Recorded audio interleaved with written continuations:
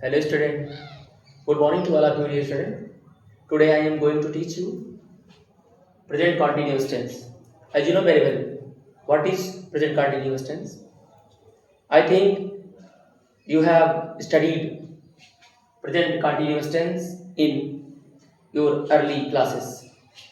I mean to say that class 6, 7, 8, 9 and 10. Dear student, today I am going to teach you present continuous tense.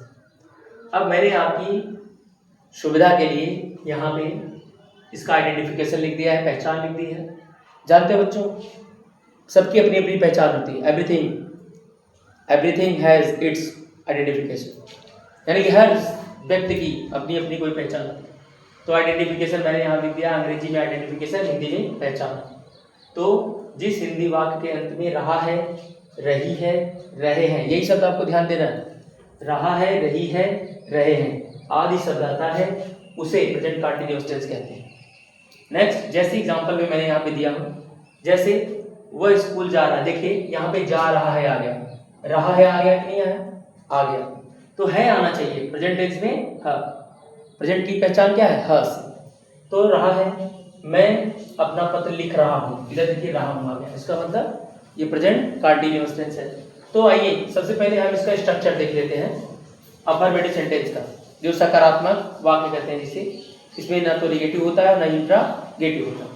तो यहाँ पे structure मैंने note किया है। Subject सबसे पहले क्या लिखेंगे? The beginning of sentence subject. उसके बाद सब्जेक्ट अकॉर्डिंग आपकी हेल्पिंग वर्ब होगी। हेल्पिंग वर्ब आप जानते हो बच्चों, इसमें इज, एम, आर, यानी कि इज, आर और एम होता है कंटीन्यूअस, प्रेजेंट कंटीन्यूअस में खास करके।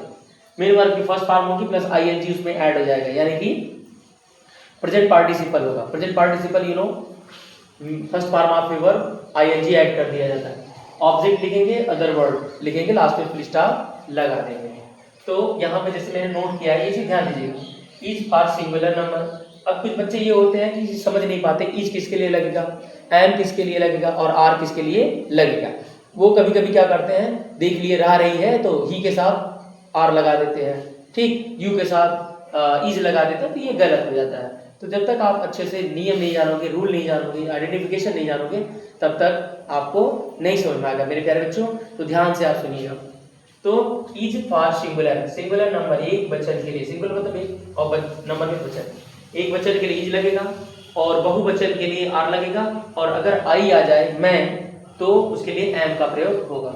तो आइए हम एक एग्जांपल देख लेते हैं। जैसे यहाँ पे लिखा है वह स्कूल जा रहा है ना, यहाँ पे देख लेते हैं वह स्कूल जा रहा है, ठीक। यही सेंटेंस मैंने यहाँ पे रिपीट कर दिया। अब इसका देखिए ट्रांसलेशन कैसे होगा।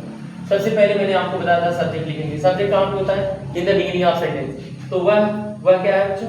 ये सिंगुलर नंबर है, तो वह के साथ क्या लगेगा? हेल्पिंग वर्ब है। हेल्पिंग वर्ब में क्या रहेगा? इज रहेगा, क्योंकि ये सिंगुलर है। उसके बाद देखिए हेल्पिंग वर्ब के बाद क्या लिखा है? मेन वर्ब की फर्स्ट फॉर्म। तो जो आइडेंटिफिकेशन होती है वो आपकी उसी से जुड़ी होती है। मेन वर्ब आपकी रहा, रही, रहे की जस्ट पहले जा, जा मींस क्या होता है? जाना। तो जाने का आप हम लोग जानते हैं वो होता है। अब इसमें ऐड कर दीजिए आईएनजी, गोइंग हो गया, कि इज गोइंग, वो कहाँ जा रहा है? वह जा रहा है कहाँ? स्कूल। तो किसी प्लेस के लिए हम क्या कर देते हैं? टू लगा देते हैं। तो टू का मतलब होता है को, ठीक। तो he is going to school, वह स्कूल जा रहा है। मेरे ख्याल से ये आपको समझ में आ गया होगा। अब दूसरा सेंटेंस देख लेते हैं। जैसे मेरे प्यारे बच्चों, आप try to understand, there is nothing which you can not understand properly. कोई ऐसी चीज नहीं है जिसे आप समझ नहीं सकते हैं। If you want to be successful in your life then you will have to work hard. Without working hard nothing can be achieved. It is an old saying. तो मैं रिपीट कर रहा हूँ। अब दूसरा सेंटेंस है मैं अपना पत्र लिख रहा हूँ। तो यहाँ पे दूसरा सेंटेंस देख लेते हैं। मैं अपना पत्र लिख रहा हूँ, ठीक। अब ये देखिए सेंटेंस, यही सेंटेंस मैंने यहाँ पे लिखी। अब देखिए सेंटेंस में क्या लिखा है? मैं लिखा है, तो मैं क्या हो जाएगा? मैं के लिए क्या था? आई है। मैं की अंग्रेजी हम सभी जानते हैं। तो मैं का क्या होता है? आई होता है, वो स्टार्टिंग होता है सब्जेक्ट, मैंने आपको बताया। अब उसके साथ क्या लगेगा? एम लगेगा। देखिए सब्जेक्ट हो गया, सब्जेक्ट हो गया, उसके बाद हेल्पिंग वर्ब। हेल्पिंग वर्ब में आई आएगा तो उसके लिए क्या लगेगा? एम लगेगा। यहाँ पे हमने एम कर दिया। उसके बाद क्या करेंगे बेटा? मेन वर्ब की फर्स्ट फॉर्म। देखिए रहा, मैंने अभी बताया था ना, रहा, यहाँ देखिए रहा के पहले जा है, और रा के पहले लिख है, लिख मतलब लिखना, तो आप यहाँ पे लिखोगे राइट, आई ई लगा देते हैं लास्ट में, जब हम आईएनजी ऐड करते हैं तो उसमें ई हटा देते हैं, तो यहाँ पे हो जाएगा writing, I am writing a letter. ये हो गया हमारा सेंटेंस। अब एक सेंटेंस और मैं देख लेता हूँ, जैसे यहाँ पे आई का हमने देख लिया और सिंगुलर का देख लिया, प्लूरल का देख लेते हैं। जैसे फॉर एग्जाम्पल वे खाना खा रहे हैं। देखो मेरे प्यारे बच्चों, रहे आ गया, तो क्या करेंगे सबसे पहले हम दे आर ईटिंग,